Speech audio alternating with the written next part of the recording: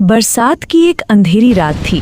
आसमान में काले बादल ऐसे मंडरा रहे थे मानो पूरे गांव को निगल जाना चाहते हों। बिजली की चमक हर कुछ सेकंड में आसमान को चीर देती और उसकी सफ़ेद रोशनी में दूर दूर तक फैले पुराने मिट्टी के घर डरावने दिखाई देते थे।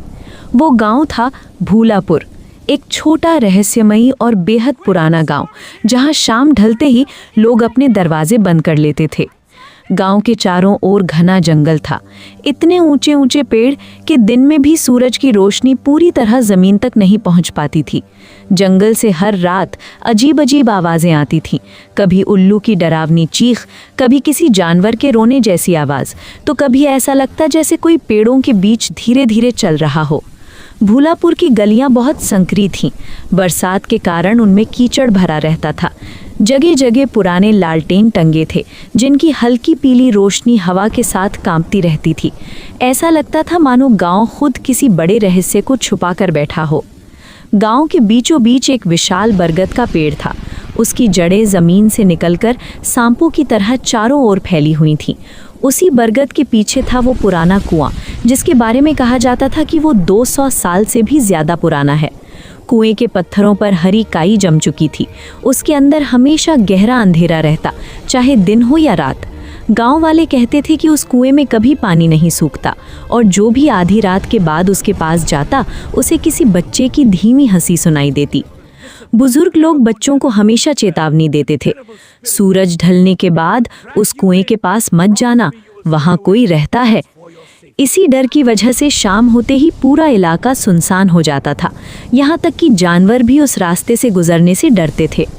गांव वाले शाम होते ही उस रास्ते से गुजरना बंद कर देते थे, लेकिन गांव में रहने वाला 12 साल का शरारती लड़का चिंटू इन बातों पर विश्वास नहीं करता था।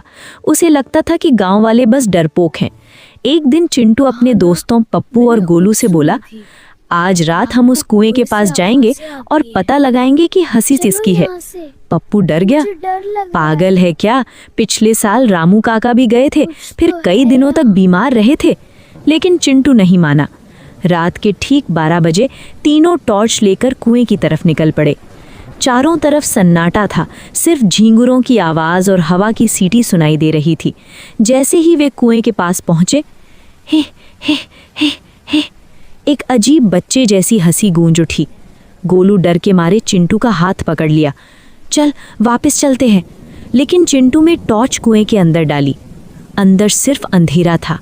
तभी अचानक छपाक, ऐसा लगा जैसे कुएं में किसी ने छलांग लगा दी हो। तीनों बुरी तरह डर गए। फिर कुएं के अंदर से आवाज़ आई, मुझे बाहर निकालो। पप्पू चिल्लाया, भूत है, और तीनों भागने लगे। लेकिन तभी चिंटू रुक गया। उसे लगा कि आवाज़ सच में किसी बच्चे की थी। उसने हिम्मत करके दोबारा कुएं में झांका। अचानक उसे नीचे एक छोटा लड़का दिखाई दिया, पूरा सफ़ेद कपड़ों में, और उसकी आंखें चमक रही थीं। वो लड़का मुस्कुराया, क्या तुम मेरे दोस्त बनोगे? चिंटू डर गया, लेकिन बोला, तुम कौन हो? लड़का बोला, मेरा नाम राजू है। मैं 20 साल पहले इस कुएं में गिर गया था, तब से मैं अकेला हूँ।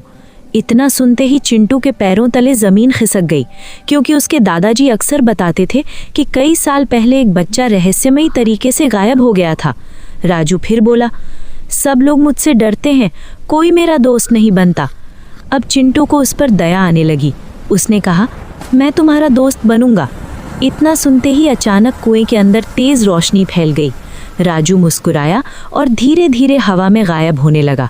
गायब होने से पहले उसने कहा, धन्यवाद, अब मुझे मुक्ति मिल गई। अगले दिन गांव वालों ने देखा कि पुराने कुएं के पास वर्षों से सूखा पड़ा पेड़ अचानक हरा भरा हो गया था।